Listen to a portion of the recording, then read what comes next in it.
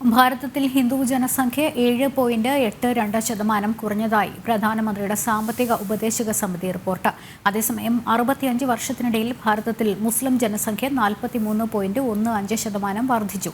അയൽ രാജ്യങ്ങളിലും ഹിന്ദു ജനസംഖ്യ കുറഞ്ഞതായി റിപ്പോർട്ടിൽ വ്യക്തമാക്കുന്നുണ്ട്. 1950-നും 2015-നും ഇടയിലുള്ള 65 വർഷക്കാലത്തെ പഠനത്തിന്റെ കണക്കുകളാണ് പ്രധാനമന്ത്രിയുടെ സാമ്പത്തിക ഉപദേശക സമിതിയുടെ റിപ്പോർട്ടിൽ ചൂണ്ടിക്കാട്ടുന്നത്.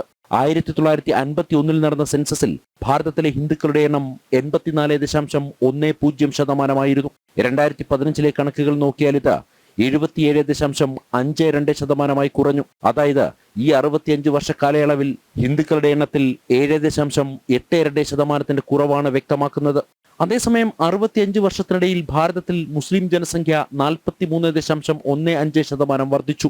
1951-ൽ 9.84% മാത്രമുള്ള മുസ്ലിം ജനസംഖ്യ 2015-ലേക്ക് എത്തിയപ്പോൾ 14.09% ഉയർന്നു. ഭാരതത്തിൽ മാത്രമല്ല, പാകിസ്ഥാനിലും മുസ്ലിം ജനസംഖ്യ ഉയരുകയാണ്. 1950-ൽ 84% ഉണ്ടായിരുന്ന മുസ്ലിം ജനസംഖ്യ 2015-ൽ 93%. അതേസമയം അന്ന് 13% ഉണ്ടായിരുന്ന ഹിന്ദു ജനസംഖ്യ ഇന്ന് വെറും 2% ചുരുങ്ങി.